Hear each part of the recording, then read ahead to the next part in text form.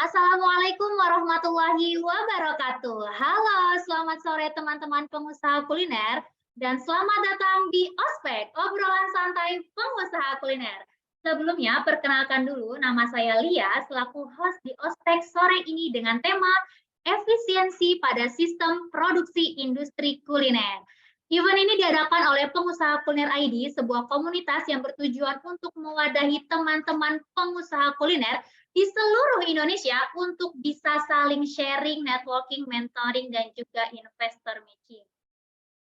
Buat teman-teman yang mau ikutan gabung jadi member kita, bisa langsung aja daftar di bit.ly/daftar pengusaha kuliner atau bisa langsung klik link yang ada di deskripsi WhatsApp grup dan kolom chat Zoom.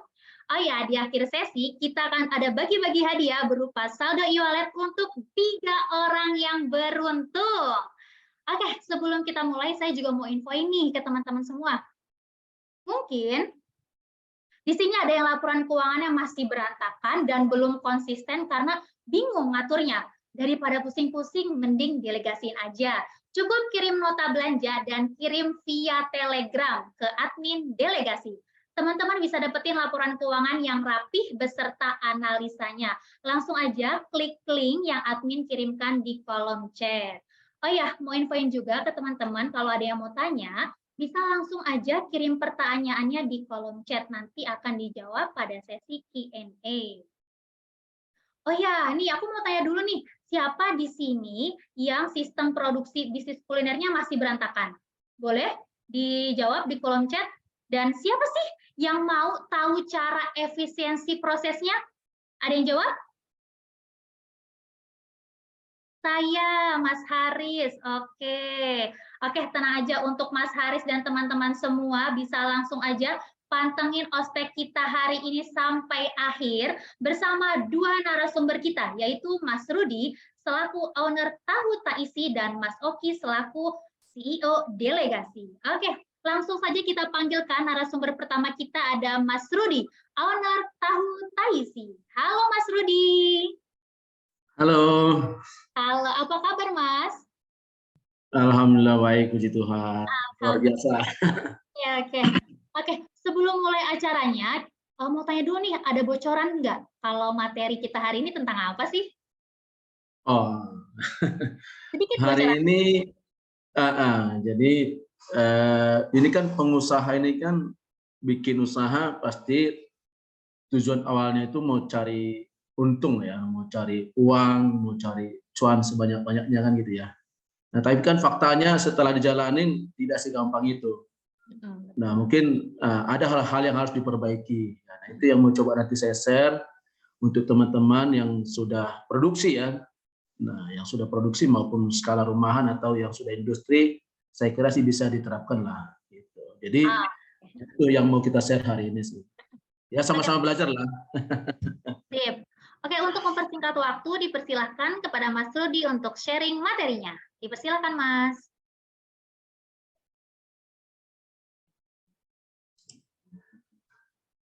Oke. Selamat sore semuanya Bapak Ibu. Ya, jadi ada pepatah mengatakan tak kenal maka tak sayang ya. Jadi supaya sayang ya harus kenal ya. Nah, ini saya perkenal dulu. Nama saya Rudi Parlinggo Mansurat, sering dipanggil dengan Pak Rudi ya. Saya itu founder dari Tahu Jelataisi, tahu isi pedas ya.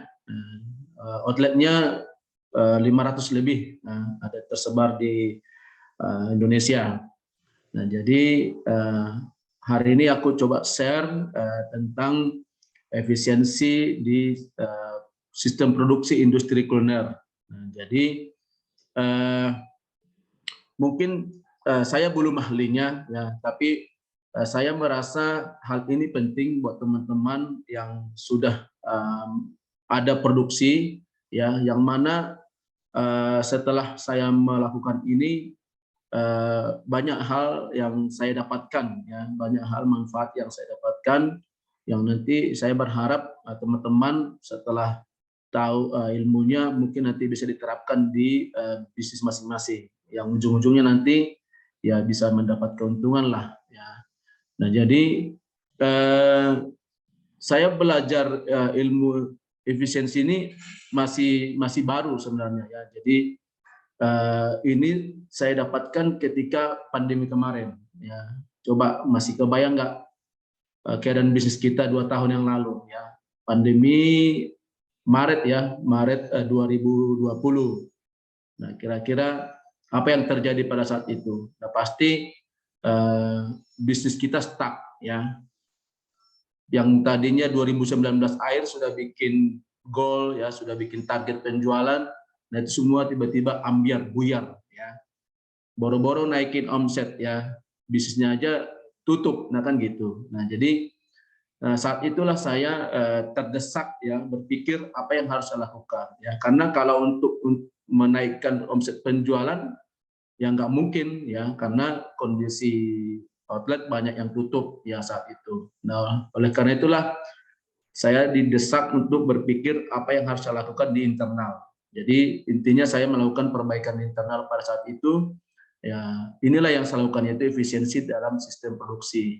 Nah, kebetulan karena outletnya sudah banyak, nah jadi kita tidak lagi home industry, tapi kita sudah ada pabrik ya yang untuk mengelola bahan baku untuk outlet tahu jelatot yang sudah tersebar di Indonesia.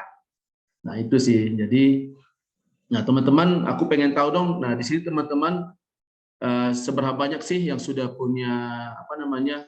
Mungkin central kitchen kali namanya, atau pabrik atau apalah, yang tidak lagi home industry. Bisa ini dong di kolom chat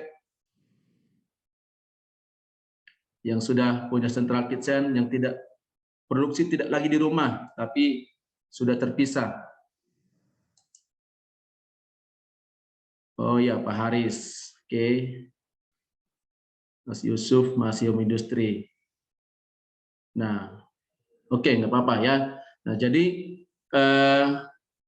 maupun sekalipun teman-teman masih home industry ya, belum terpisah ya dari rumah produksinya, saya kira sih nanti bisalah diterapkan. Artinya semakin kecil alur proses produksi kita ya mungkin lebih mudah menerapkan ilmu ini. Nah, dibanding kalau sudah besar. Nah, nanti keuntungannya kalau bisnis sudah besar pasti nanti sudah gampang karena ilmunya sudah tahu ya. Oke. Nah, sekarang kita masuk ke efisiensi sendiri. Efisiensi apa sih, ya kan? Nah, efisiensi itu sebentar. Ya. Nah, efisiensi itu sebenarnya upaya ya, cara untuk mencapai tujuan dengan dengan pengorbanan yang kecil tapi bisa dapat hasil yang besar, kan kurang lebih gitu ya. Nah, ini saya coba tampilkan studi kasusnya ya, contoh laporan laba rugi ya. Nah, teman-teman di sini saya pengen tahu lagi dong, siapa yang sudah punya laporan keuangan, bisa isi di kolom chat.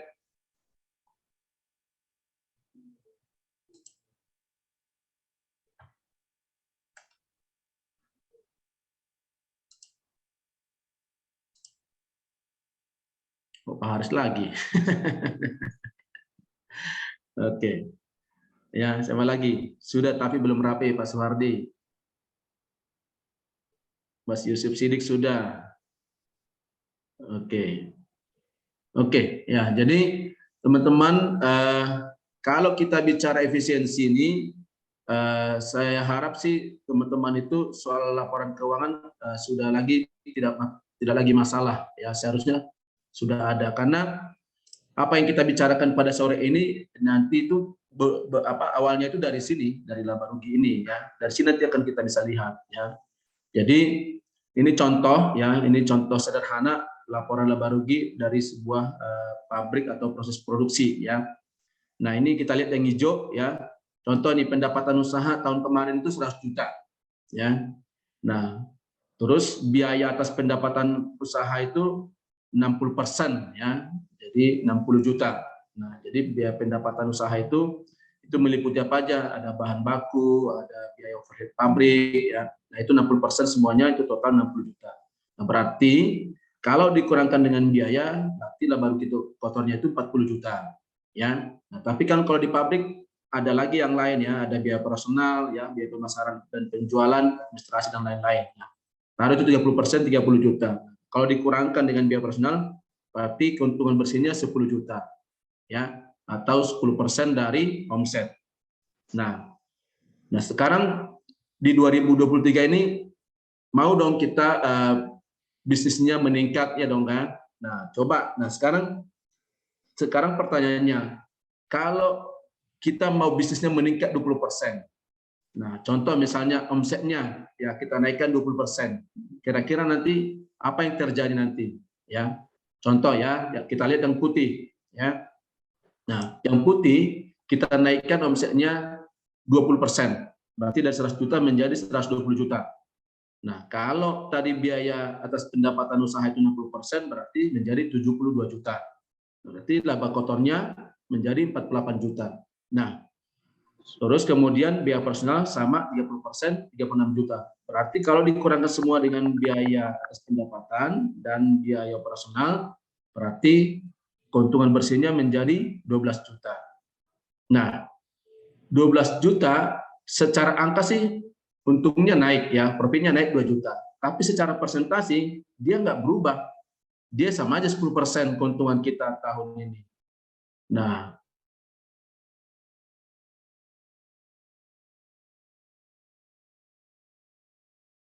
secara angka dia naik 2 juta, tapi secara persentasi dia sama, nggak naik dari tahun kemarin, tetap aja 10%.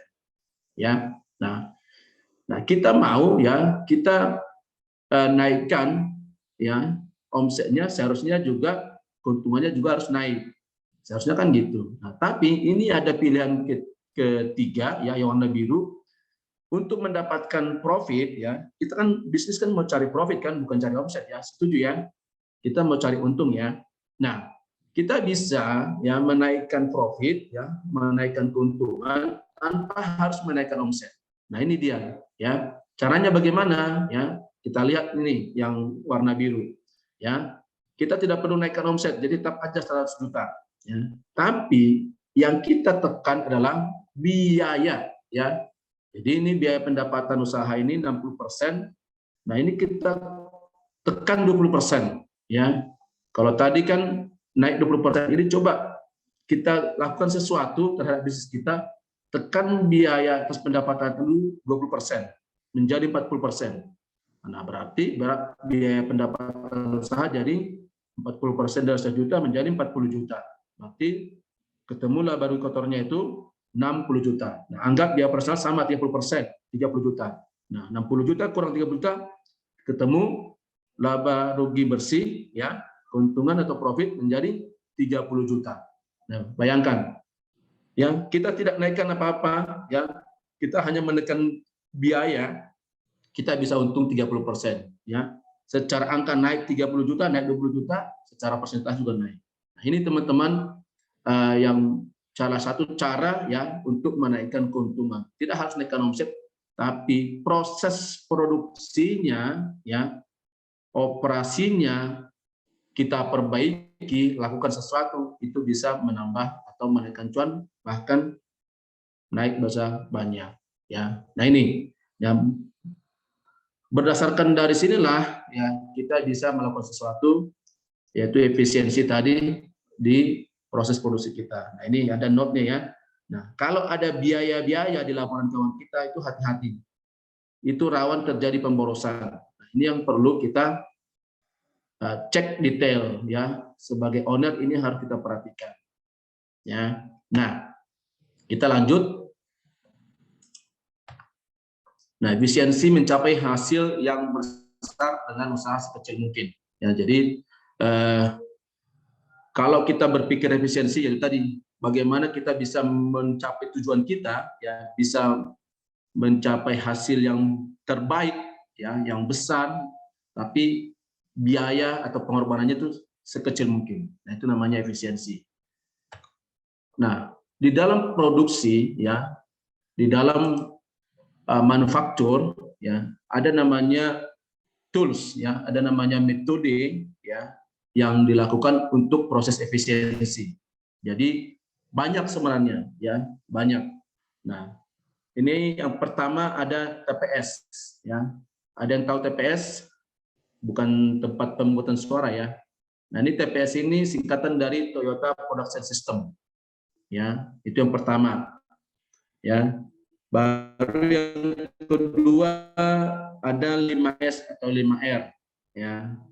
Nah, ini mungkin teman-teman udah sering dengar, ya, 5S sama 5R. Terus yang ketiga ada Kaizen. Nah, ini Kaizen ini continuous improvement, ya, perbaikan yang terus-menerus. Jadi memang kalau kita bicara efisiensi dalam proses produksi manufaktur, memang jagonya itu Jepang. Jadi ini pun sistem-sistem yang produksi ini itu rata-rata diadopsi dari perusahaan-perusahaan Jepang. Terus kemudian yang keempat ada Kanban. Kanban ini sama proses produksi juga, ya, yang berhubungan dengan waktu. Dan kelima ada PDCA, ya, ini juga sangat terkenal, mungkin waktu di sekolah atau di kampus sudah dikenalkan juga, ya, plan, do, check, action, ya. Dan masih lain, masih banyak lagi, ya, masih banyak lagi.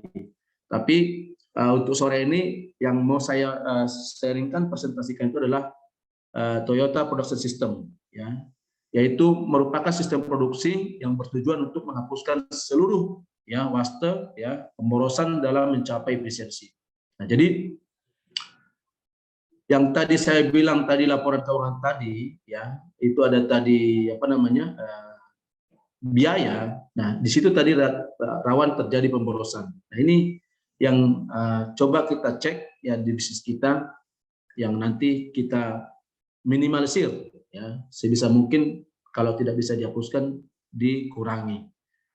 Nah, di dalam Toyota Production System, ya, ada 8, ya, waste, ya. Jadi ada 8 pemborosan yang yang sangat bisa, ya, dilakukan, yang bisa diperbaiki, ya. Nah, yang pertama itu ini dalam istilah bahasa Inggris, yang pertama itu defect, yang kedua overproduction, yang ketiga waiting, yang keempat non-utilized talent, yang kelima transportation, yang keenam inventory, yang ketujuh motion, dan yang terakhir itu extra processing. Ya, jadi 8 waste ini, 8 pemborosan ini yang bisa nanti kita lihat, ya, di proses produksi kita, di alur proses produksi kita, mulai dari A to Z-nya, ya, kira-kira yang 8 ini berada di mana. Nah, ini nanti yang kita cek, kita lihat, kita analisa, ya, terus kita evaluasi, nah, kita perbaiki, ya. Nah, contoh ini aku jelasin satu persatu, ya. Yang pertama defect. Nah, defect itu cacat produk, ya. Jadi pemborosan yang ditimbulkan akibat, ya, kegagalan produk yang mengakibatkan produk menjadi cacat. Nah, contoh misalnya, nah, saya itu kan produksi tahu, ya. Nah, produksi tahu. Kalau goreng tahu, ya, misalnya goreng tahu 100 biji nih, ya. 100 potong, ya, digoreng nih, ya. Pasti kira-kira kalau tahu 100 biji digoreng, hasil nanti setelah digoreng berapa? 100, 90, 95, ya. Mungkin bisa saja 100, tapi besar kemungkinan enggak, ya. Karena kenapa? Karena pada saat proses menggoreng itu kemungkinan besar akan terjadi kerusakan, ya. Bisa saja nanti hasilnya cuma 90, ya, bisa saja 95. Nah, artinya apa? Berarti ada yang gagal produk, ada cacat, ada yang rusak. Nah, ini namanya reject, ya, defect. Nah, jadi kalau rejectnya 10%, nah, tentu ini kan biaya, ya kan? Bayangkan aja 10%, ya, yang tadinya itu jadi uang, nah, ini sekarang jadi sampah, ya. Nah, kenapa bisa terjadi? Ya, tentu ada banyak hal, ya. Nah, itu nanti yang kita lihat, ya. Kalau misalnya di tempat saya itu, ya, bisa saja terjadi. Kenapa? Ya, mungkin bahan baku kacangnya, ya, bahan baku tahunya itu nggak bagus, jelek, ya. Nah, makanya perlu pemilihan bahan baku yang terbaik, yang bagus, ya. Nah, itu satu. Nah, bisa terjadi rusak kenapa? Ya, mungkin SOP-nya nggak ada, ya. Untuk menggoreng tahu yang baik, yang benar itu seperti apa? Tidak ada standarisasinya. Nah, sehingga apa? Nah, sehingga ya goreng tahu itu ya apa namanya, semaunya operatornya aja. Nah, sehingga hasilnya apa? Tidak standar, bisa berubah-ubah. Nah, ini juga mesti diperhatikan. Baru yang apalagi kira-kira? Ya mungkin SOP-nya sudah ada, tapi apa? Tapi manpower-nya, skill gorengnya belum, ya, belum diajari cara goreng tahu yang benar dan baik seperti apa. Nah, ini. Nah, jadi hal-hal ini yang kita bisa cek di bisnis kita, ya, yang nanti bisa apa? Kita perbaiki. Nah, ujung-ujung nanti apa? Coba, kalau bahan bakunya sudah terbaik, kalau SOP-nya sudah ada, terus manpower-nya semua sudah di training sesuai dengan SOP, kira-kira rejectnya banyak nggak? Nah, tentu kan tidak. Pasti tadi yang 10% tadi pasti akan berkurang.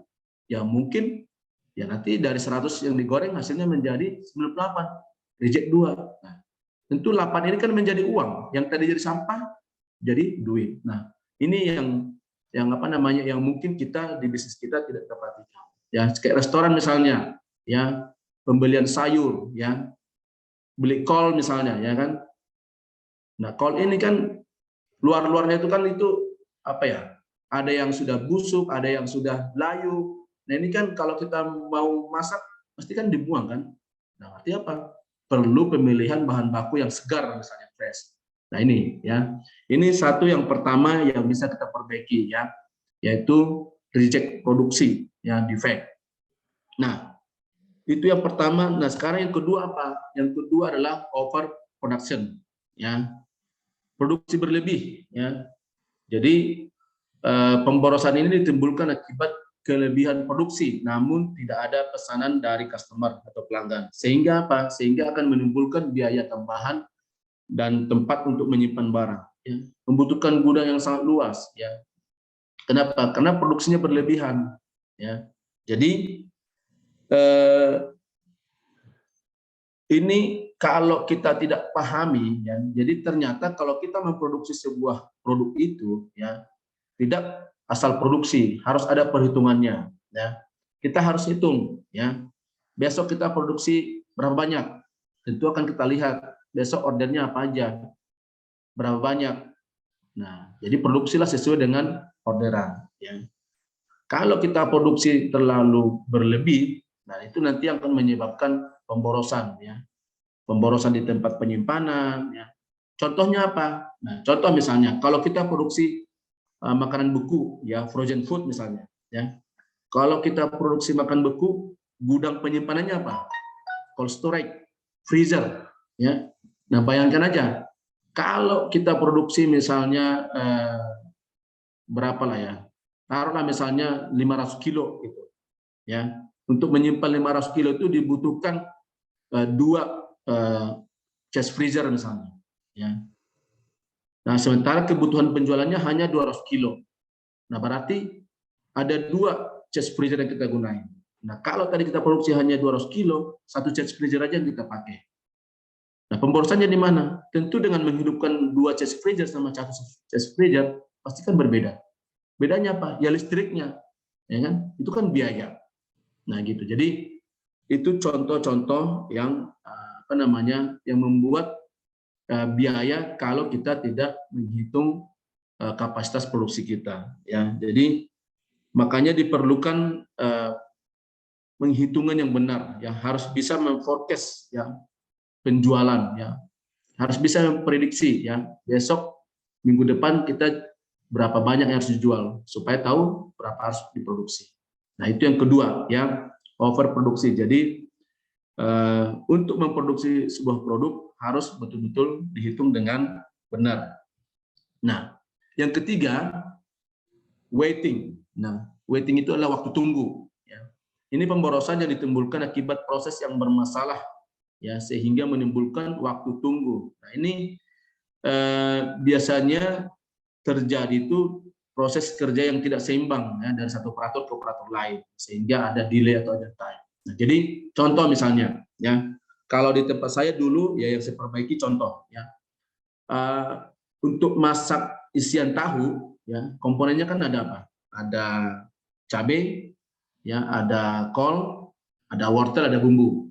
Nah, jadi operatornya kan ada yang cacah kol nih, satu. Baru yang kedua ada yang giling cabai, baru yang ketiga ada parut wortel. Nah ini ya, terus yang keempat nanti ada yang tukang masaknya. Nah ini kecepatan yang tiga ini harus seimbang mereka bertiga ya. Nanti ujung-ujungnya nanti hasilnya itu masuk ke tukang masak. Jangan sampai tukang masaknya menunggu. Kenapa? Karena tukang cacah kolnya lambat gitu. Sementara cabenya sudah ready, wortelnya sudah ready, tapi kolnya belum ready, ya. Sehingga apa? Sehingga tukang masaknya nunggu karena tukang cacah kolnya kerjanya lambat. Nah ini waiting, ya, waktu tunggu. Ya. Atau apalagi yang bisa terjadi? Mungkin manpowernya, operatornya sudah bagus, ya, sudah di training, ya, sudah kerjanya sudah mahir, ya. Giling cabai sudah mahir, ya, cacah kol sudah mahir, terus kemudian parut wortel sudah mahir, tapi apa? Tiba-tiba mesin giling cabainya mati. Nah, artinya jadi apa? Jadi nunggu lagi, ya. Nah, jadi ini semua harus diperhatikan, ya. Jadi yang berhubungan dengan waktu waiting, waktu tunggu ini itu betul-betul harus diperhatikan, ya. Kesediaan bahan baku, ya, harus ready, ya. Jangan sampai tertunda produksi karena bahan bakunya kurang, nggak cukup. Terus kemudian apa? Mesin yang digunakan, ya, harus posisi standby, ya. Terus apa lagi? Ya tadi itu skill orangnya itu harus betul-betul mumpuni. Ini hal-hal ini harus diperhatikan, ya. Harus diperhatikan atau diperbaiki. Supaya apa? Supaya dalam proses produksi kita dari A sampai Z, dari jam 8 pagi sampai jam 4 sore atau jam 5 sore, itu tidak ada waktu yang terbuang bengong gitu loh. Nah, jadi itu kalau di industri, kalau di pabrik. Karena kalau 1-2 menit, 2-3 jam, kali berapa hari, kali sebulan, kali setahun, bayangkan aja kalau sampai itu dikonversi ke uang. Nah itu jadi memang kalau masih skala industri home industri memang tidak kelihatan hasilnya. Tapi kalau sudah besar, nah itu kalau dihitung ya pasti angkanya akan gede, ya. Itu yang ketiga. Yang berikutnya yang keempat itu less talent, ya. Jadi kemampuan tidak pada tempatnya. Maksudnya gimana sih? Jadi pemborosan ini timbulkan akibat kemampuan atau skill yang dimiliki tidak dimanfaatkan oleh perusahaan secara baik, ya. Contoh misalnya, ya, dia itu jago masak, kecepatan dari sisi keahlian, dia jago di dapur lah. Nah, taunya si kitanya sebagai ownernya itu malah dia taruh di OB misalnya. Nah ini nggak tepat gitu ya. Nah ini juga pemborosan, ya. Nah ini harus dipahami kita sebagai owner, ya, di bisnis kita supaya apa? Supaya semua karyawan yang bekerja, semua operator yang kerja itu sesuai dengan skill mereka. Nah kalau tidak itu juga akan menjadi pemborosan. Apalagi yang sering terjadi nih, ya, menggunakan tenaga kerja berlebihan, ya.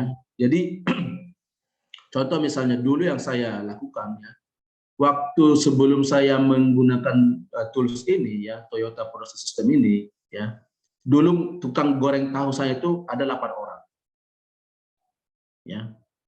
Untuk memproduksi 10.000 tahu itu ada 8 orang yang goreng tahu. Nah, dengan saya setelah saya perbaiki, coba kebayang nggak? Saya menggunakan orang itu hanya 2 orang. Ada 6 orang yang harus di-cut, ya. Nah, berapa rupiah yang bisa masuk ke perusahaan, ya. Nah, jadi teman-teman, nah ini harus diperhatikan. Kok bisa gitu loh? Nah, itu tadi. Ya, kita akan lihat gitu loh. Artinya untuk memproduksi sebuah produk ini, ya, kalau kita lihat alur produksinya, ya, bagaimana caranya seefektif mungkin, seefisien mungkin gitu, ya. Jadi bagaimana caranya supaya orang ini bisa bekerja maksimal dalam 8 jam, ya, dan kemudian hasil kerjanya itu ya sesuai gitu loh. Nah, jadi nanti pasti ada yang bisa kita perbaiki. Nah itu, nah saya hasilnya ketemu dari 8 orang itu ternyata cukup 2 orang, ya. Jadi layoutnya saya perbaiki, skill orangnya saya perbaiki, akhirnya bisa. Nah ini jadi yang nomor 4 ini, kalau kita cek semua satu persatu karyawan kita, ya pasti ada banyak hal yang bisa kita perbaiki, yang nanti ujung-ujungnya adalah efisiensi.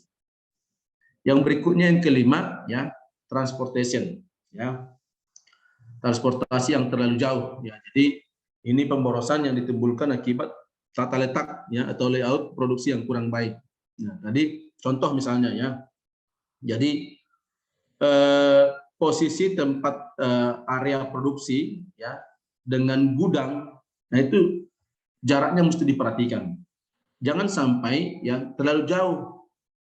Nah, kalau bayangin aja, setiap kita produksi misalnya, ya, dalam setiap jam kita harus ngantar barang ke gudang misalnya. Nah, bayangin aja, untuk berjalan dari area produksi ke gudang itu 10 menit misalnya. Nah, kalau setiap jam 10 menit, satu hari 8 jam, 8 kali 10, 80 menit, ya kan? Hampir 1,5 jam terbuang waktu di transportasi, ya, di jalan. Nah, ini jadi ini juga mesti diperhatikan. Nah, makanya perlu layout. Nah, makanya kita pun dalam kalau ngurus halal, ya, ngurus BPOM, nah layout itu pasti diperhatiin, ya. Karena ada yang perlu diperhatikan, ya, dari sisi efisiensi gitu, ya. Itu yang kelima mengenai transportasi, ya. Nah, yang berikutnya yang keenam adalah inventory. Nah, inventory ini itu yang berhubungan dengan persediaan, ya, persediaan barang yang berlebih, ya, baik itu bahan baku maupun barang jadi, ya. Jadi pemborosan ditimbulkan akibat perencanaan produksi yang tidak tepat, ya, seperti kesalahan akumulasi dari produk jadi, barang setengah jadi, dan bahan mentah. Nah, sehingga terjadi kelebihan inventory yang dapat menimbulkan biaya tambahan. Nah, sama tadi halnya seperti tadi yang overproduksi tadi, ya. Jadi ini bisa terjadi, ya, kalau kita nggak nggak mampu mengelola persediaan barang kita. Nah, jadi kita mesti tahu, harus bisa berhitung, ya, persediaan barang bahan baku harus berapa banyak, untuk sekali produksi berapa banyak harus dibutuhkan bahan baku. Nah, kemudian untuk barang jadi berapa banyak, untuk mendapatkan produk jadi sekian, bahan bakunya berapa. Nah, ini perhitungannya harus benar, ya, harus kita kuasai, ya, dan harus dihitung, ya. Supaya kenapa? Supaya tidak terjadi ada pemborosan, ya. Supaya tidak terjadi ada bahan baku yang berlebih, bahan baku yang terbuang, ya, atau produk barang jadi yang nganggur di gudang, ya. Bisa jadi nanti karena kelebihan produksi, ya, karena persediaan terlalu banyak, jadi di gudang itu jadi numpuk, ya. Nah, bayangin aja kalau produk yang stok kita numpuk di gudang, ya, mungkin kita senang, tapi kita nggak sadar itu adalah biaya, ya. Uang kita tertahan di situ, ya. Jadi, nah, kalau kita mau bisnisnya cash flow-nya bagus, nah ini mesti diperhatikan, ya. Inventory, ya, persediaan yang berlebih. Nah, yang berikutnya yang ketujuh, motion, ya. Jadi gerakan yang berlebih. Nah, ini pemborosan yang ditimbulkan akibat gerakan-gerakan yang tidak perlu yang dilakukan oleh pekerja dengan terhadap area kerjanya, sehingga menyebabkan kelelahan karena pekerjaan yang sia-sia. Nah, ini bisa terjadi, ya, karena kenapa? Karena ini hampir sama seperti tadi transportasi. Jadi layout, ya, layout dari produksinya itu di awal tidak diperhatikan, ya, sehingga kenapa? Dalam proses produksi, ya, si tenaga kerjanya, si karyawannya itu kebanyakan gerak, ya, kebanyakan gerak. Contoh misalnya di dapur nih, ya.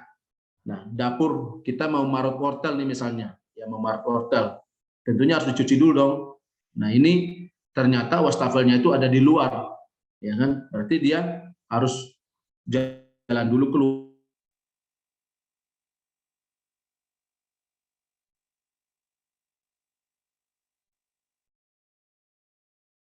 Halo Mas Rudi. Halo. Dia seefisien mungkin. Nah, yang berhasil menerapkan ini ya itu kalau pernah lihat nonton filmnya apa itu namanya ya, lupa, yang film McD ya, bayangin aja memproduksi satu burger ya berapa hitungan menit, ya kan, dari kita mesan 1 menit udah langsung datang di muka kita, langsung dimasukin ke mulut. Nah itu apa yang dilakukan? Ya tentu ya tadi motion ya. Jadi pergerakan dari operator A, B, C, D ya. Nah itu betul-betul jaraknya itu tidak berjauhan ya. Dibikin sedekat mungkin ya tanpa hal mengganggu. Nah ini jadi kalau ini bisa kita terapkan di area produksi kita, nah tentu membuat tenaga kerja itu sangat efisien kerjanya ya. Nah itu yang ketujuh, jadi motion ya, pergerakan ya. Baru yang terakhir yaitu extra processing ya, jadi proses yang berlebih.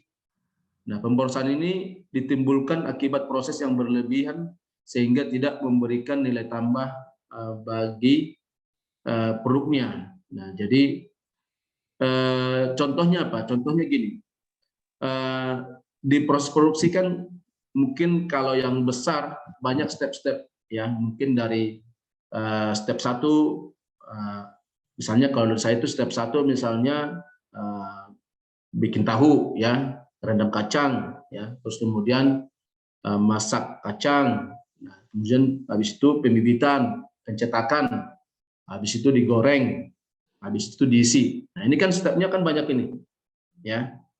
Nah itu jadi kalau dalam proses ya, dalam proses ini ya, yang tadinya misalnya ada 10 step, nah ternyata bisa dibikin 5 step, nah itu namanya kan pasti efisien ya. Contoh sederhana yang kecil nih yang bisa saya tunjukin ya. Dulu ya sebelum saya lakukan ini di tempat saya itu ketika goreng tahu setelah digoreng ya, setelah tahu digoreng itu ada satu orang yang nyusun ya, jadi nyusun di apa, di nampan, habis itu nanti disortir ya, ada tukang sortirnya, habis disortir nanti ada lagi tukang untuk belah-belah tahunya supaya bisa diisi. Nah ini kan ada berapa nih, ada 3 ya, ada yang sortir, habis itu ada tukang susun, ada tukang belah.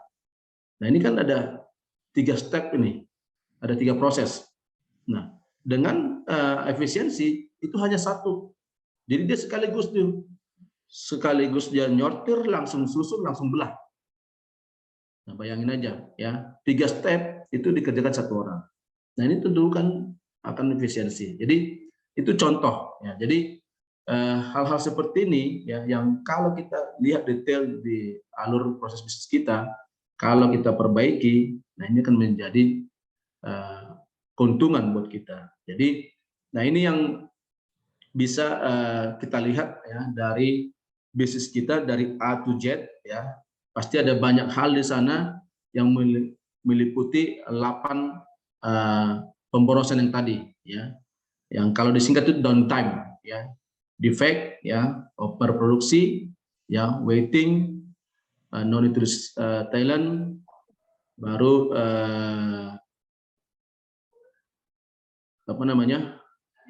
Yang T-nya itu transportation, inventory, motion, sama extra processing. Nah ini teman-teman coba ya dilihat ke bisnisnya masing-masing, coba dilihat alur produksinya. Nah kira-kira dari 8 yang saya jelaskan tadi, kira-kira apa yang ada di bisnis kita yang bisa kita perbaiki. Ya. Dan kemudian memang untuk mendapatkan itu tidak mudah, ya, tidak mudah. Harus kita datanya harus kita ambil, ya. Setelah datanya diambil, sampel datanya diambil, habis itu nanti dievaluasi. Setelah dievaluasi nanti dilihat hasilnya, ya.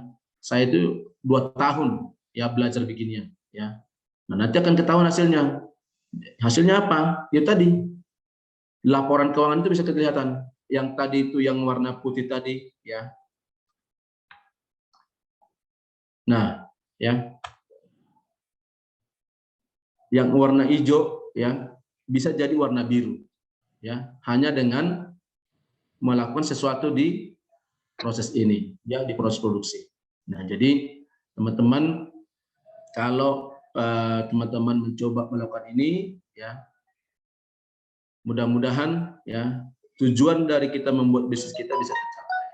Itu, ya. Ya, saya kira itu yang bisa saya share sore ini.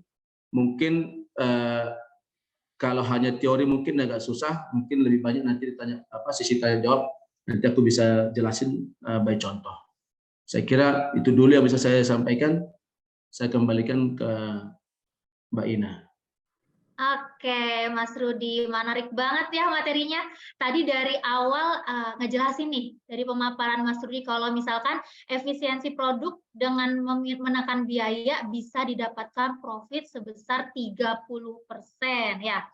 Terus tadi juga Mas Rudi tuh ngejelasin nih, kalau misalkan laporan keuangannya juga harus bagus. Tadi sistem produksinya kita udah tahu nih ilmunya bagus. Terus laporan keuangannya gimana? Pastinya harus bagus juga. Mari kita undang speaker kita yang kedua yang akan bantu teman-teman semua untuk menyusun laporan keuangan dengan mudah dan murah. Ada Mas Oki, CEO Delegasi. Halo Mas Oki. Halo, selamat sore. Selamat Sore. sore Mbak Lia, selamat sore Pak Rudi. Selamat sore. Apa kabar Mas Oki? Baik, alhamdulillah.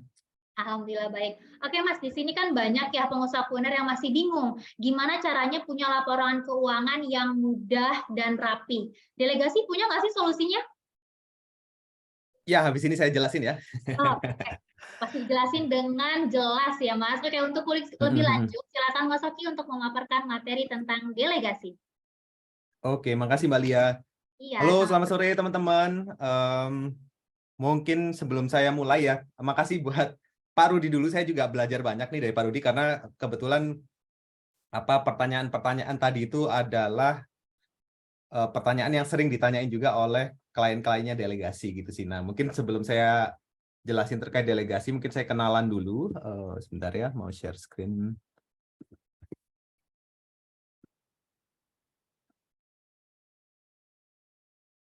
Ya, mungkin kenalan dulu ya, karena pastinya saya tidak sepopuler Pak Rudi, jadi mungkin sebagian besar belum tahu, atau bahkan semua belum tahu. Jadi kenalin, nama saya Oki. Jadi saya adalah founder dan CEO dari startup namanya Delegasi. Mungkin kalau secara background singkat, saya pernah ambil sekolah bisnis di MIT di US. Terus sebelumnya pernah jadi product manager dan VP terkait, mostly terkait produk dan keuangan di beberapa startup di Indonesia gitulah kurang lebihnya, dan sekarang sedang merintis Delegasi sejak pertengahan tahun lalu, dan alhamdulillah sudah membantu lebih dari 150 bisnis kuliner ya untuk bikin laporan keuangannya.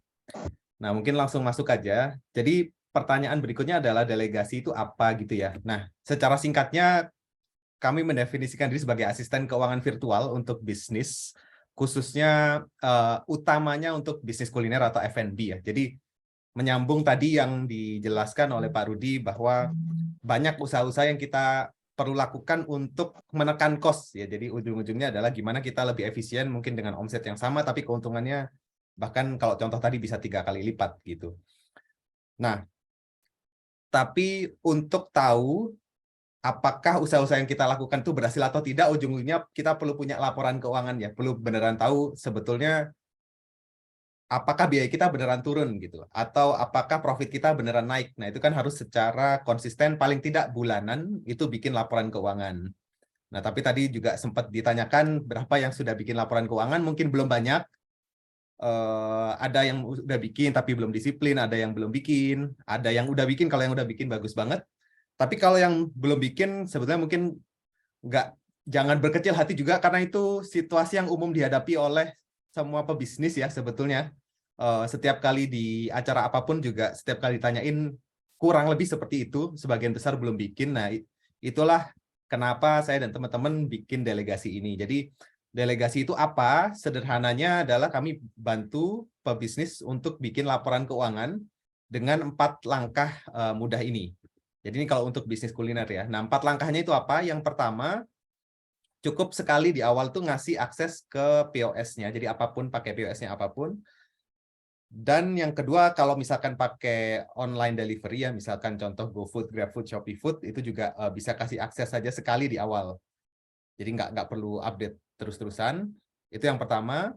Lalu yang kedua, untuk biaya-biayanya itu cukup foto nota belanja. Jadi setiap kali beli bahan baku atau misalkan keluarin biaya, misalkan bayar gaji karyawan dan seterusnya, itu cukup difoto lalu diupload ke Telegram.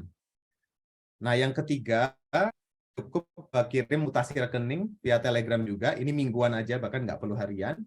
Nah, yang keempat ini yang juga penting adalah mengirimkan catatan stock of none atau catatan inventory secara bulanan ya. Itu yang biasanya di akhir bulan. Jadi cukup dengan 4 langkah ini aja, nanti kami bantukan bikin laporan keuangannya. Jadi nggak perlu input-input sendiri dan seterusnya. Nah, seringkali ketika saya coba presentasi delegasi karena istilahnya akuntansi gitu seringkali disalah pahami sebagai software akuntansi atau seperti software akuntansi pada umumnya ya, mungkin kalau boleh sebut merek mungkin ya kayak Journal, Accurate dan lain-lain. Nah, delegasi ini sama sekali beda sih dengan software-software tersebut. Jadi bedanya itu ini kurang lebih kalau dirangkum. Jadi kalau teman-teman pakai software akuntansi itu kan perlu input sendiri ya. Misalkan setiap kali belanja perlu nulis ini barangnya apa, harganya berapa, lalu belinya berapa ya kuantitasnya, misalkan berapa kilo atau berapa unit gitu.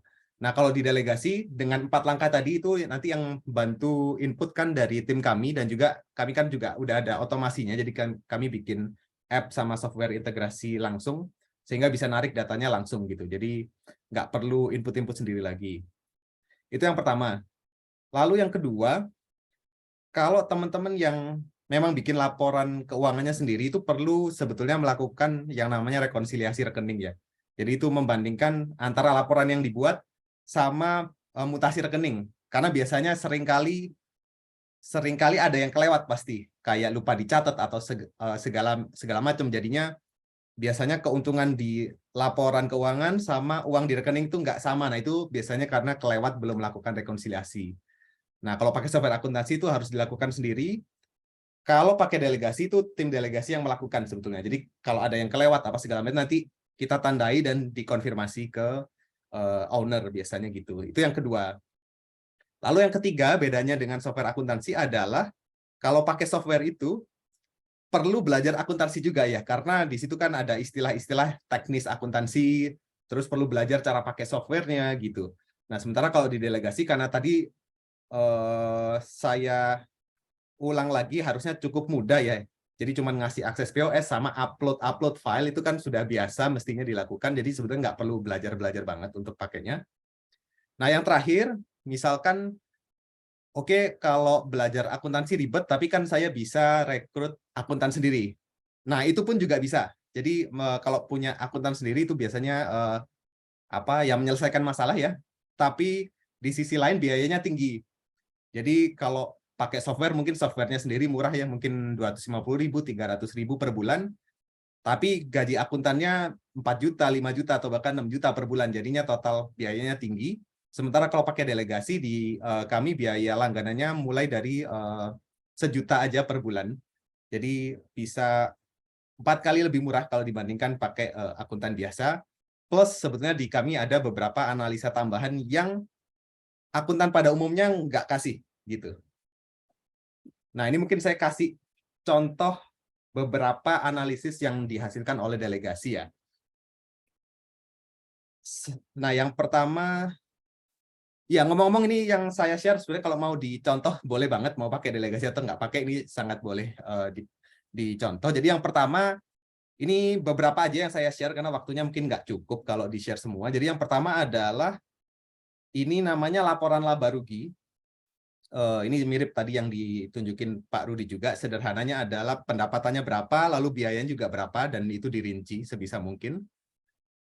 Nah, bedanya itu yang di kanan ini. Jadi kalau di bagian kanan ini kan kita hitung berapa persen sih dari pendapatan masing-masing biaya itu. Terus kita coba bandingkan dengan yang namanya rasio sehat. Jadi rasio sehat ini dapatnya dari ya kami ngobrol-ngobrol sama praktisi kuliner, terus ditambah ngelihat dari klien-klien delegasi yang sejauh ini ya. Jadi teman-teman bisa tahu kayak apakah HPP sekian ini dalam tahap wajar atau enggak gitu misalkan. Nah, ini contohnya. Jadi kalau teman-teman mau bikin sendiri silakan. Jadi seminimal-minimalnya menurut saya laporan keuangan lah baru gitu harus punya. Jadi pendapatan berapa, biaya-biaya berapa. Nah, ini yang pertama. Lalu yang kedua, ini profitabilitas berdasarkan channel, tapi ini sederhananya gini sih. Jadi sebetulnya, terutama kalau di zaman sekarang kan banyak yang jualan pakai online ya, online delivery. Nah, itu kan ada komponen biayanya.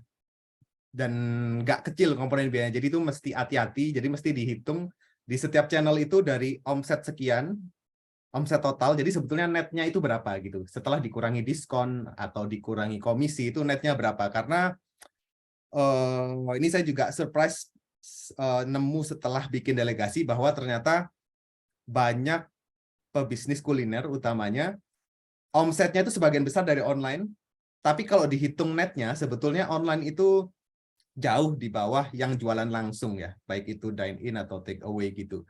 Nah, itu entah pricing-nya kah kurang tinggi atau ikut paketnya, paket online delivery-nya pakai promo yang terlalu tinggi biayanya gitu dan seterusnya. Nah, itu mesti hati-hati ya, karena kalau dilihat omset doang memang terlihat bagus. Bukan berarti jelek ya online ya, cuman perlu lebih hati-hati karena ada komponen biayanya gitu. Nah, terus menyambung dari produksi, ini salah satu yang penting dan menurut saya ini perlu di-reviewnya cukup sering ya.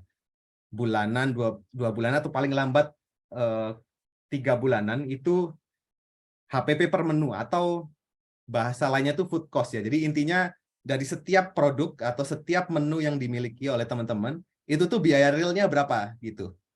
Kenapa ini penting? Karena mungkin di awal waktu kita bikin bisnisnya, waktu kita bikin menunya, kita udah estimasi ya, kurang lebih bikin misalkan nasi goreng satu porsi itu biayanya sekian lah, katakanlah 12.000. Jadi harganya mungkin 2 kali lipatnya gitu, biar simple ya, 12.000 kita jualnya 24.000 gitu, untungnya kan 50%-nya. Nah, tapi itu kan di awal, sementara harga bahan baku itu naik turun. Apalagi kalau misalkan pakai bahan baku yang memang kayak cabai ya, yang memang sudah terbukti bahwa naik turunnya itu sangat signifikan dan itu tidak terhindarkan, itu tuh sangat perlu untuk direview secara berkala. Karena kalau enggak sangat rawan boncos ya. Jadi kayak pernah terjadi juga di kliennya delegasi itu jualnya jual rugi gitu, bahwa dari harganya kalau dihitung HPP-nya sebetulnya ternyata HPP-nya sudah di atas itu. Nah, itu mesti di-update secara berkala. Jadi kalau bisa per menu ini. Jadi sederhananya kayak gini sih. Jadi misalkan nama produknya apa nih? Misalkan kita jualan tongseng kambing, harga jualnya 22.000. Nah, realisasi HPP-nya itu berapa atau food cost-nya itu berapa? 12.760 atau 58% dari harga jualnya gitu. Nah, dengan tahu begini kan minimal kita jadi tahu kalau misalkan yang mau diefisiensikan tadi itu mana. Misalkan mau difokuskan, misalkan produknya banyak nih, kita mau turunkan HPP. Nah, itu kita bisa lihat dari yang persentasenya tinggi-tinggi dulu gitu. Kalau misalkan bingung nih, kalau misalkan produknya banyak daripada pusing, kita prioritaskan yang tinggi-tinggi dulu. Nah, ini dengan bikin seperti ini jadi tahu mana yang perlu diprioritaskan. Nah, ini biasanya sih kebanyakan akuntan belum bikin ya. Jadi ini salah satu added value delegasi kalau bedanya dengan akuntan biasa.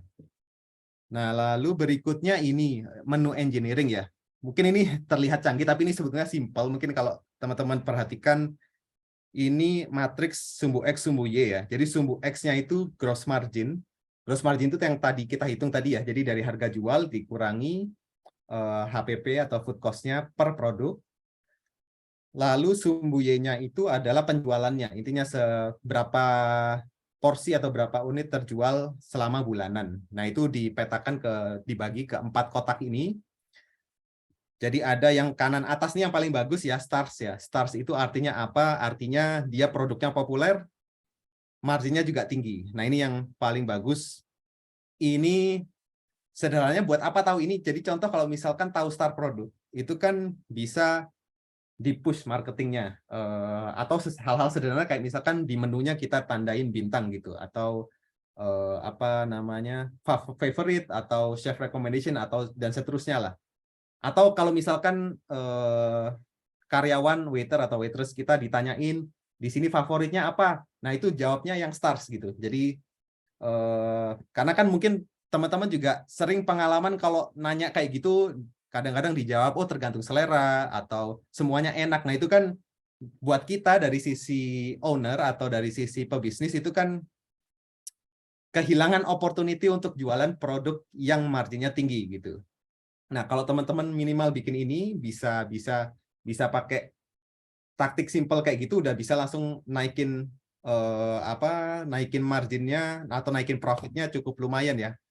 Daripada nanti kalau dijawab apapun sesuai selera itu kan nanti mungkin pesannya tongseng ayam gitu yang marginnya rendah. Nah, kalau dijawab nasi goreng sapi langsung marginnya jadi 2 kali lipatnya lebih gitu misalkan. Nah, itu hanya salah satu benefit dari bikin yang seperti ini ya. Ini sebetulnya simple banget. Jadi yang tadi HPP per menu dikombinasikan sama penjualannya selama sebulan gitu. Bisa skip aja. Nah ini mungkin saya skip aja. Nah mungkin teman-teman berhubung waktunya nggak banyak, jadi sebelum ini saya nggak bisa share semua, tapi kalau misalkan teman-teman tertarik untuk tahu, jadi sebenarnya delegasi itu selain yang tadi saya jelasin itu ada apa aja, atau kalau juga mau nanya-nanya lebih detail tuh sebenarnya bisa, dan khusus untuk peserta webinar ini kita juga ada diskon khusus ya. Jadi diskonnya itu 25% untuk biaya langganan bulan pertama. Cara klaim diskonnya cukup ini masuk ke link yang di bawah ini, jadi bit.ly/daily11. Itu teman-teman tinggal masuk ke situ terus isi form aja. Jadi ini nggak langsung bayar. Form ini tuh untuk nanti setelah ngisi form nanti kita kontak untuk ngobrol lebih jauh ya. Dan mungkin saya tekankan lagi bahwa kalau untuk dapat diskonnya mesti ngisi link ini, karena diskon ini tuh nggak kita kasih untuk jalur-jalur lain gitu. Jadi ini diskonnya khusus, makanya perlu ngisi form ini. Dan itu nggak langsung bayar, jadi nanti kita bisa ngobrol lebih lanjut untuk tahu kebutuhannya untuk tim delegasi nanti share apa saja sih yang kita support, yang kita kasih. Nah terus paling itu terakhir mungkin buat teman-teman yang misalkan oh kayaknya belum cocok pakai delegasi atau udah punya akuntan sendiri, itu juga sebenarnya kami ada offering lain, yaitu ada program referral delegasi. Jadi kalau misalkan teman-teman ada oke, mungkin saya sekarang belum cocok, tapi mungkin ada teman yang cocok. Nah, itu ada referral program ya. Jadi kita ada referral fee 500.000 untuk setiap customer yang berhasil di-refer. Dan berlaku kelipatan, kalau misalkan me-refer 10 ya dapat 5 juta gitu ya. Nah, ini mungkin teman-teman bisa manfaatkan juga ini. Nah, mungkin kalau untuk dapat info lebih lanjutnya, lagi-lagi saya mundur ke sini lagi, bisa dengan ngisi form ini atau masuk ke website kita, jadi delegasi.co websitenya. Nanti di situ bisa klik kontak kami, masuk ke bisa chat ke WhatsApp-nya tim kami, dan saya juga sering jawabin sendiri sih di WhatsApp itu. Jadi nanti bisa ngobrol lebih lanjut di situ kalau ada pertanyaan yang detail. Oke, mungkin dari saya segitu dulu. Kalau lagi-lagi mungkin share sekali lagi website kita di delegasi.co, akun Instagramnya di delegasi.co juga. Kalau mau kontak bisa lewat website, lalu chat WhatsApp atau message di Instagram juga bisa. Oke, mungkin itu saya kembalikan ke Mbak Lia. Oke, Mas Oki, menarik banget ya. Jadi buat peserta yang hadir ospek hari ini akan mendapatkan promo 25% dari delegasi. Cukup klik link yang sudah dikirimkan oleh admin. Jadi langsung terhubung ke Adel, admin delegasi. Atau ada yang belum cocok dengan delegasi, keluargaku kayaknya ada yang cocok nih, Mbak ini, Tante ini, atau yang lainnya. Kalian bisa hubungin dia dan mendapatkan 500.000 dari delegasi.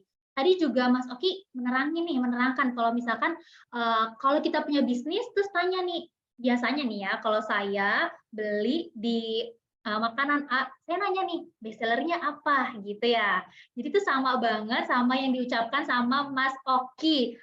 Disebutkan menu starnya tuh apa. Kalau misalkan pebisnis mengucapkan, oh ini bestsellernya adalah es krim strawberry. Nah, berarti dari pembisnis mendapatkan profitnya, dari kita juga mendapatkan makanan yang enak atau minuman yang enak. Oke, sudah banyak yang nanya nih Mas Rudi dan Mas Oki. Sekarang kita lanjut aja ke sesi Q&A. Oke, pertanyaan pertama untuk Mas Rudi dulu deh. Oke, dari Mbak Rati. Modal awal usaha Taisi berapa sih gitu. Terus selanjutnya apa boleh minta nomor Pak Rudi? Oke, Mbak Ratih, nanti nomor Pak Rudi akan kita kirimkan via grup ya, grup ospek hari ini. Dan bagaimana cara menarik pelanggan supaya nggak berpaling ke orang lain? Seperti itu Pak Rudi. Boleh langsung dijawab sama Pak Rudi? Ya, apa tadi franchise tadi ya? Oke, pertanyaan yang pertama, modal awal usaha Taisi berapa? Dan bagaimana cara menarik pelanggan supaya nggak berpaling ke orang lain? Oh, oke, nggak apa-apa. Agak keluar dari tema ya. Oke, jadi jualan nih, ya enak. Kalau untuk kemitraan Tahu Taisi itu 20 juta. Ya, nanti bisa dilihat di sosmed kita atau di website kita. Ya, nanti tetap bisa hubungi saya juga. Nah, kalau soal jualan, ya, bagaimana supaya pelanggan tidak berpaling ke yang lain. Nah, saya kira ini soal apa namanya? Soal lain dari tema hari ini ya. Jadi kalau kuliner itu poinnya itu adalah intinya itu adalah di produk ya, di taste. Nah, jadi kalau teman-teman mau bisnis kuliner ya tidak lain selain dari rasa. Ya, jadi pastikan rasa dari produkmu itu sesuatu yang disukai ya, yang membuat rasa ingin beli lagi ya, beli lagi. Nah itu ya rahasianya di rasa produk ya. Jadi ada bahan-bahan yang membuat itu bisa ada. Nah, itu yang dicari tahu gitu sih. Itu. Jadi kalau kuliner poin intinya itu adalah di produknya enak. Nah, itu aja. Kalau udah itu yang lain-lainnya saya kira sih gitu. Oke, yang penting rasanya enak ya. Iya. Lanjut Mas Rudi, ada pertanyaan dari Mas Faisal. Izin bertanya, bagaimana cara kita mengetahui potensi dari karyawan kita agar sesuai dengan tugas yang diberikan sehingga bisa efisien? Boleh langsung dijawab, Mas Rudi?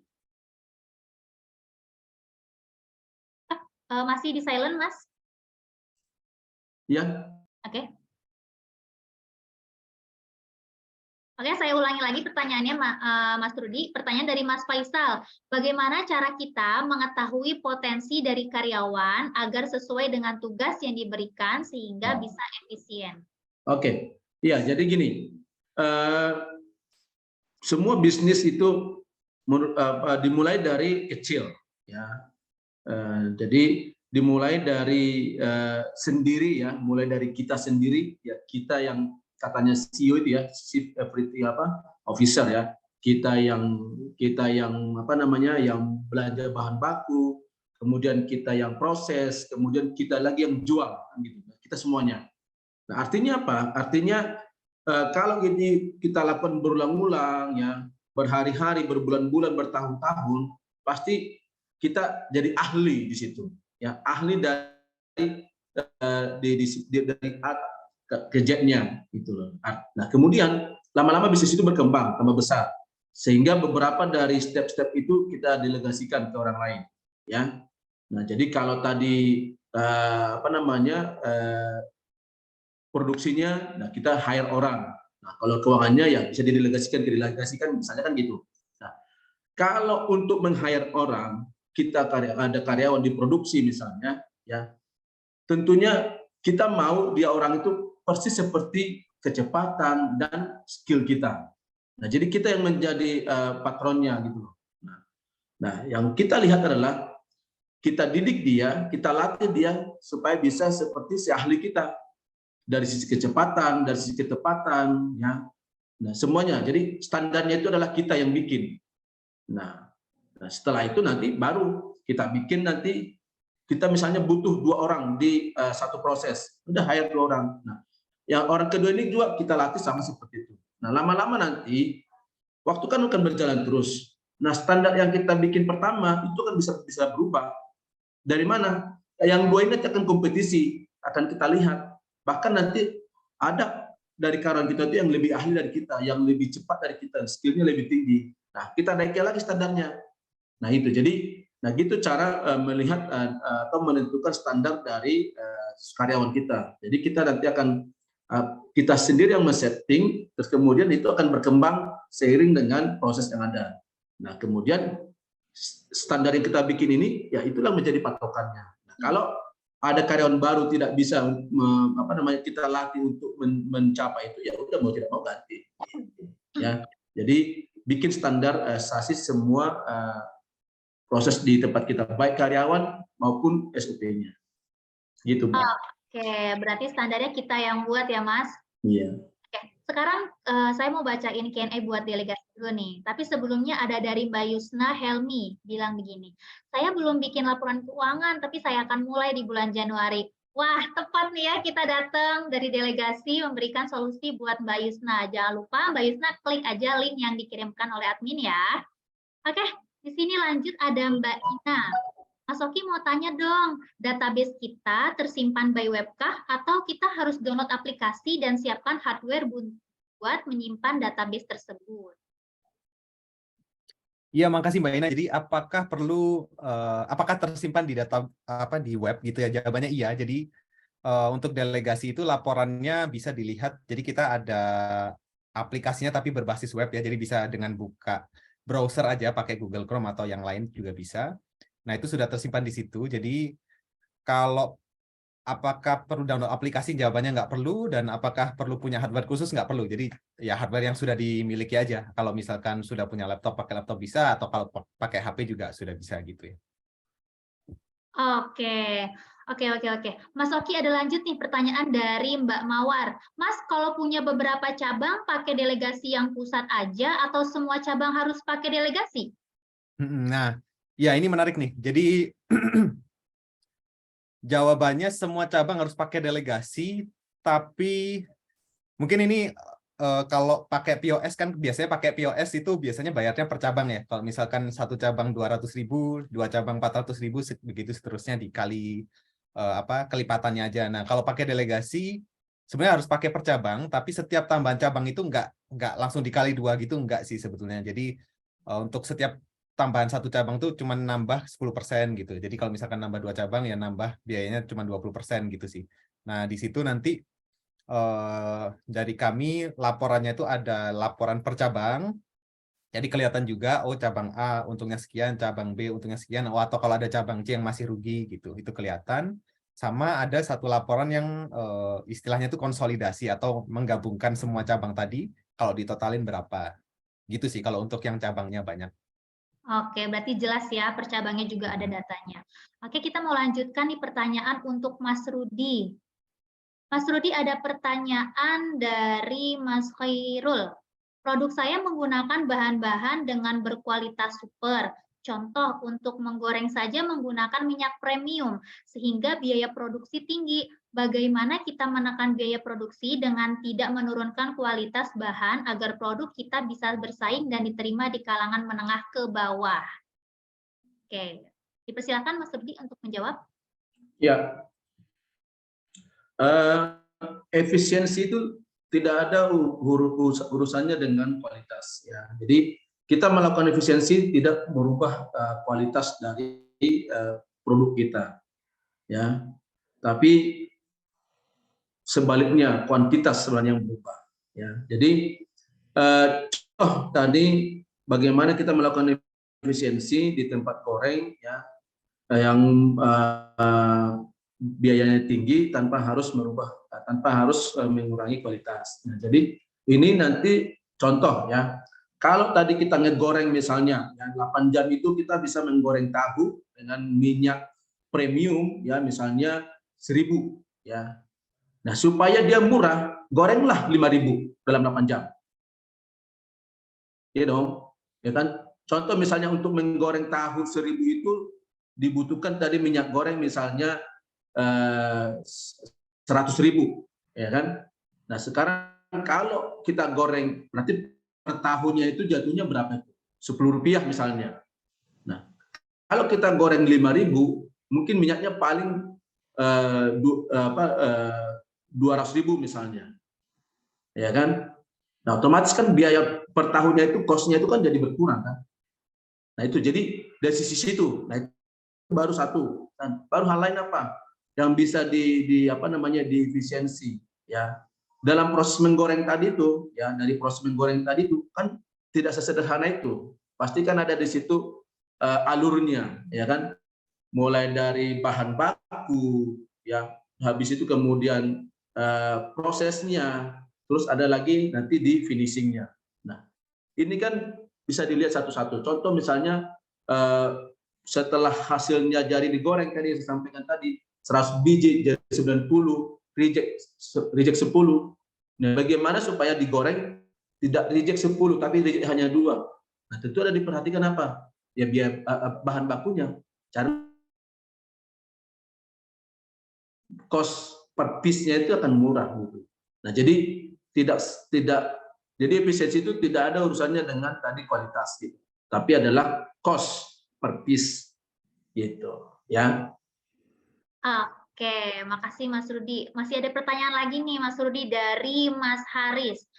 Bagaimana cara Pak Rudi mengefisiensi tenaga kerja dari 8 orang karyawan bisa menjadi 2 orang? Apakah dengan pengembangan di SDM-nya atau dengan sistem produksi di alatnya? Iya, iya. Dua-duanya, ya, bahkan lebih dari 2 bahkan. Ya, jadi, nah ketika dulu saya menggoreng tahu dengan 8 orang, ya, itu menggunakan penggorengan itu 12, ya, 12 penggorengan. Ya, kemudian menggunakan gas yang 12 kilo.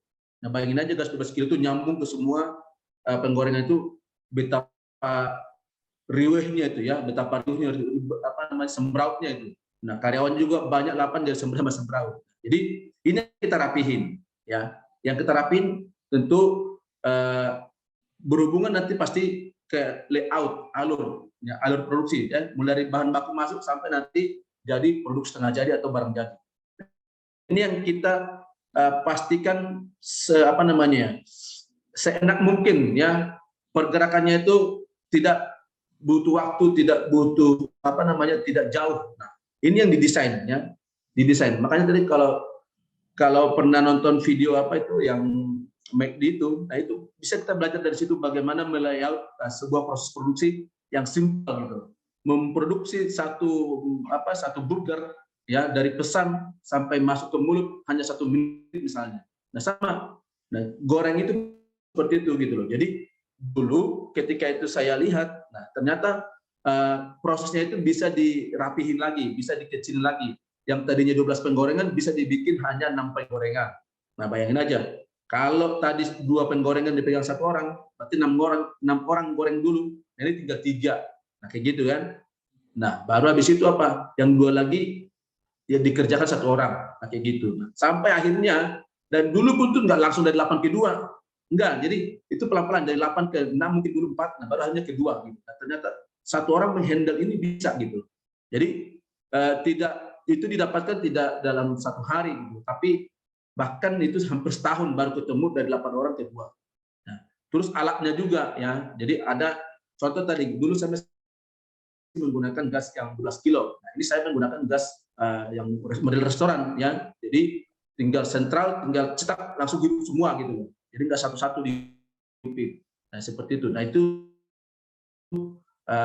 bisa membuat tenaga kerja tidak banyak bergerak. Nah, hal seperti itu jadi pasti banyak item yang dilakukan ya. Skill manusianya pasti di apa namanya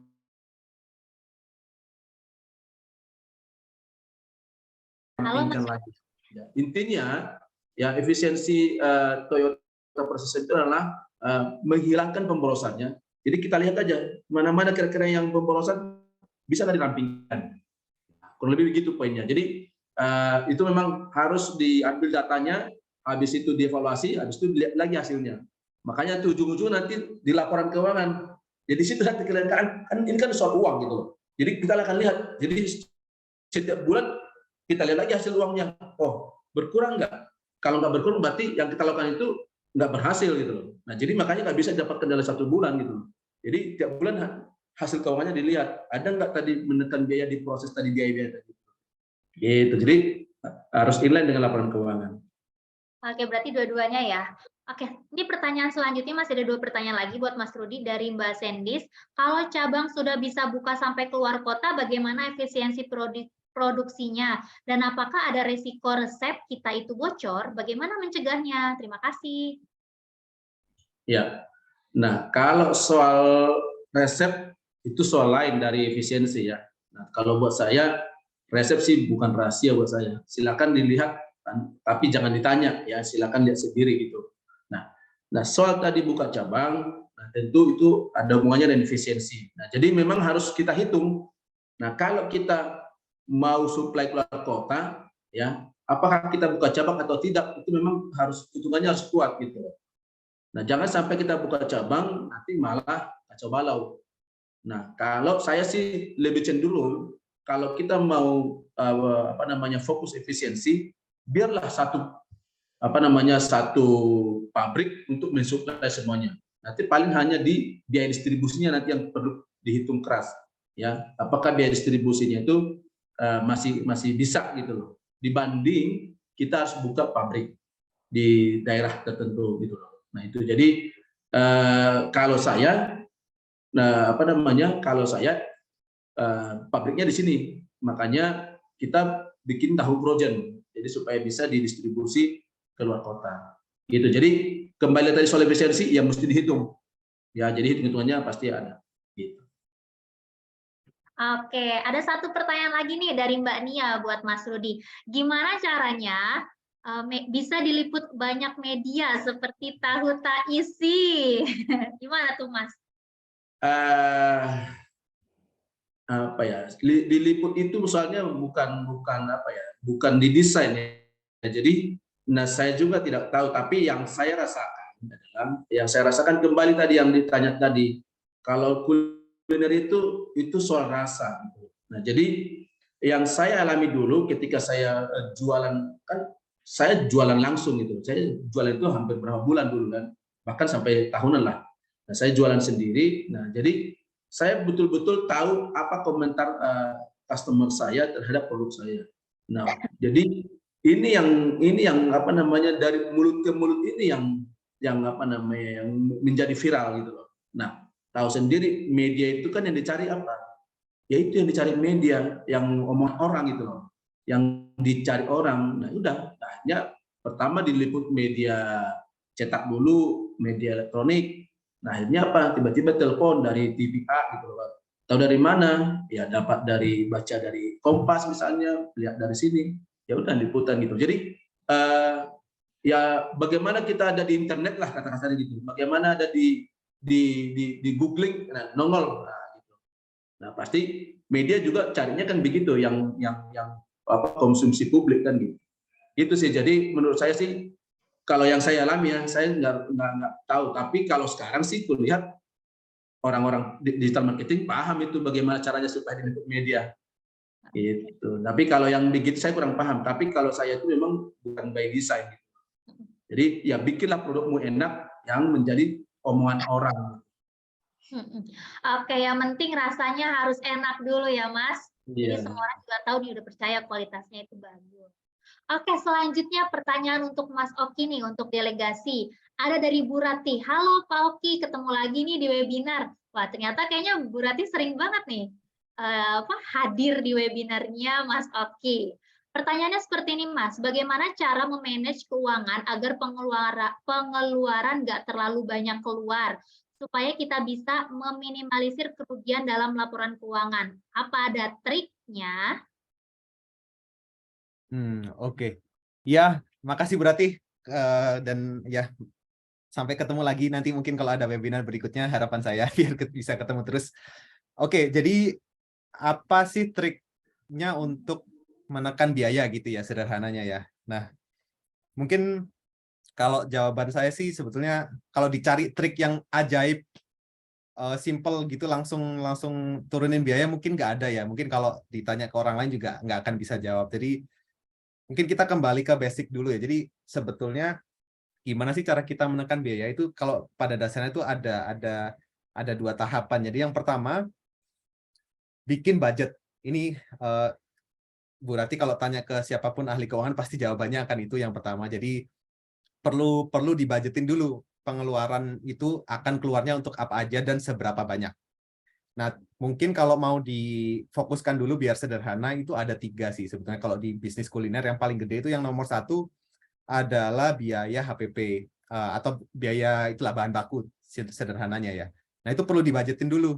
Oke, biaya bahan baku ini maksimal katakanlah 40% atau 50% dari harga jualnya gitu.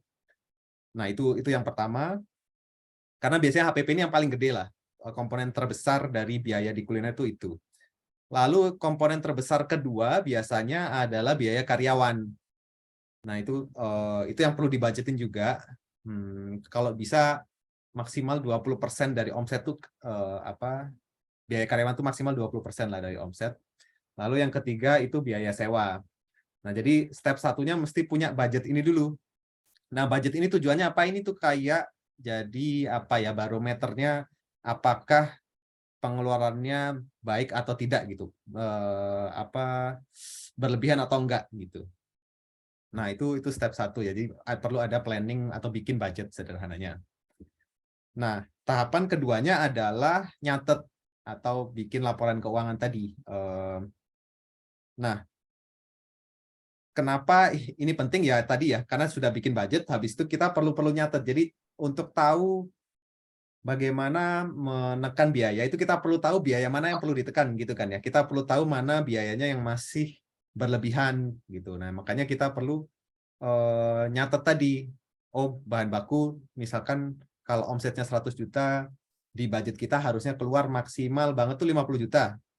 Ternyata setelah kita hitung-hitung sebulan kok 60 juta nih berlebihan karena padahal budgetnya cuma 50 juta. Nah, itu artinya ya itu adalah pertanda oke, kita mesti cari tahu nih dari bahan baku ini kenapa bisa naik gitu.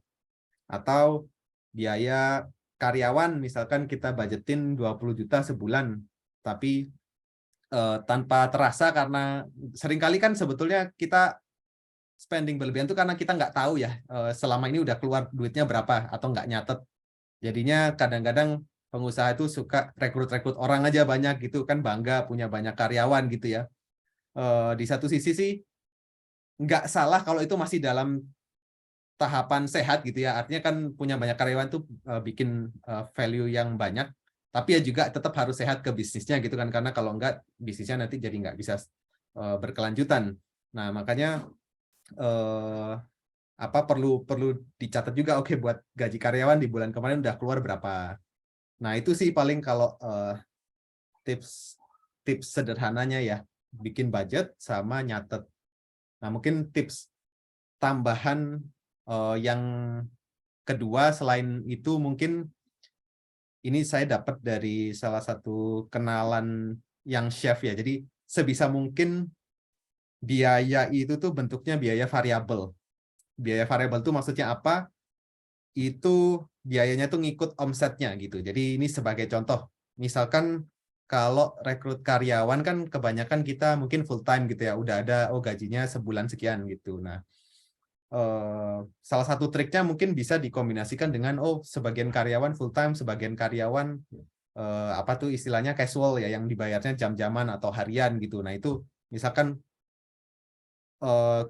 kan biasanya bisnis kuliner tuh ada seasonality-nya ya, bahkan dalam mingguan pun kelihatan setiap mungkin hari Sabtu Minggu tiba-tiba omsetnya jadi naik. Nah itu misalkan Sabtu Minggu omsetnya naik jadi 2 kali lipat, nggak berarti kita harus rekrut 2 kali lipat kan. Mungkin cukup Sabtu atau Minggu kita panggil orang yang bayarnya harian atau jam-jaman gitu. Nah itu tuh akan menekan cost-nya cukup lumayan sih dibanding harus rekrut full time tapi pada waktu low season atau sepi malah tidak terutilisasi maksimal. Paling itu ya. Oke, Mas Oki ada pertanyaan lagi nih dari Mbak Indah. Mas beneran cuma foto nota belanja aja udah dapat laporan? Terus kalau misalkan nanti dapat laporan dikirim via apa? Ya, kalau ke pertanyaan pertama apakah benar cuman pakai foto nota, jawabannya iya, tapi plus tadi ya. Jadi upload selain nota hubungkan POS sama mutasi rekening dan stok opnam. Jadi sesederhana itu iya, jawabannya iya. Dan jadi maksudnya sederhana tuh nggak perlu input sendiri gitu ya. Nah terus yang kedua, laporannya dapatnya via apa? Jadi kita ada aplikasi yang tadi saya cerita ya, web based. Jadi mungkin saya boleh share screen singkat ya. Tampilannya tuh kayak begini. Boleh. Bentar ya. Jadi ada aplikasi web based, laporannya tuh bisa dilihat di aplikasi itu. Dan itu cukup pakai browser aja, jadi nggak perlu download dan bisa pakai device apapun. Kalau HP harusnya semua punya ya, atau komputer atau laptop. Nah ini bentuk aplikasinya kayak gini. Jadi di sini ada laporannya ya, laba rugi dan seterusnya. Terus nanti kalau misalkan mau download yang fullnya di PDF bisa di sini, ini download aja ini yang ada logo PDF-nya ini.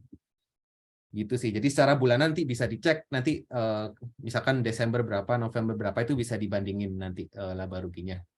Kurang lebih begini sih. Oke, berarti delegasi ini gampang banget ya. Kalau buat dapetin laporannya tuh cuma foto-foto aja. Terus pas sudah dapat juga cuma klik melalui website gitu ya Mas Oki? Betul Mbak Lia. Oke, dan itu adalah pertanyaan terakhir kita di ospek hari ini. Dan sesuai janji saya di awal, akan ada hadiah untuk 3 orang yang beruntung. Teman-teman boleh untuk bersiap-siap mengetik jawaban dari pertanyaan saya ya. Siapa yang menjawab dengan cepat dan tepat, dialah pemenangnya. Oke, bisa buat siap-siap. Boleh dibantu ya admin untuk mencatat pemenangnya. Pertanyaan pertama. Sebutkan tema ospek kita hari ini. Ada yang bisa jawab? Masih ditunggu. Kayaknya ngetik soalnya judulnya lumayan panjang. Oke.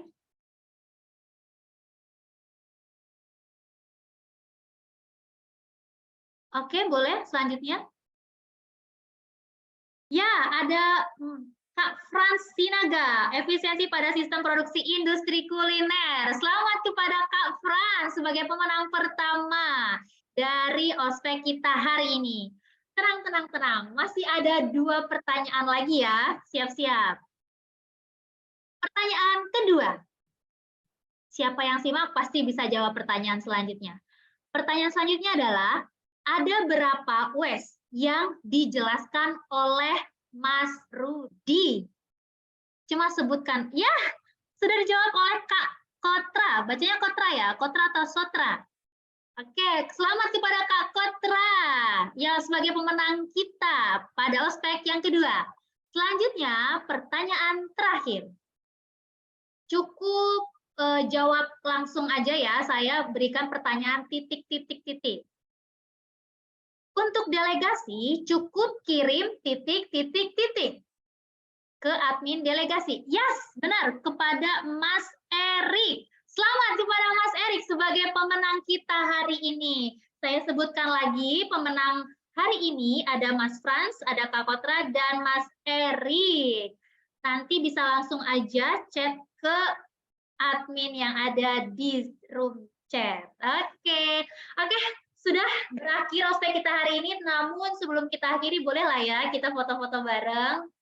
Boleh buat bersiap-siap, rapikan rambutnya, rapikan kerudungnya.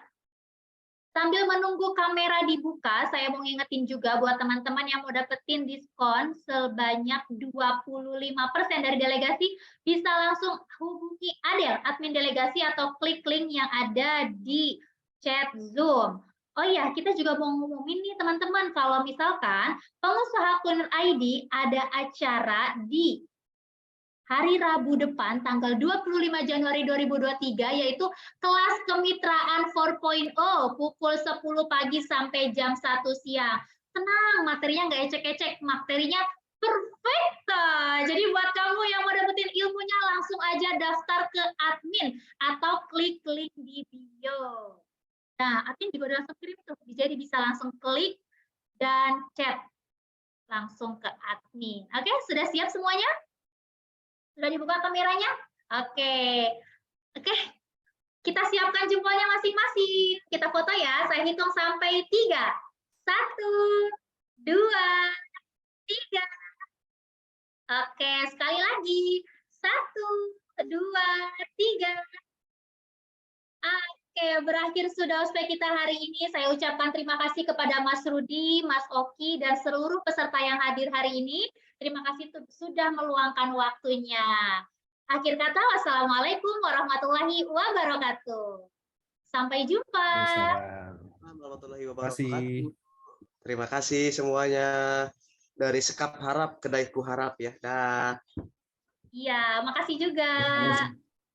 Terima kasih semua. Mas Oki. Ya.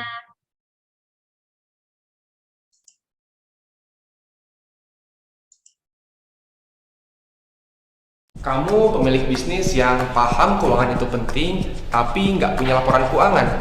Mau ngerjain sendiri nggak sempet, pakai software akuntansi malah bikin ribet.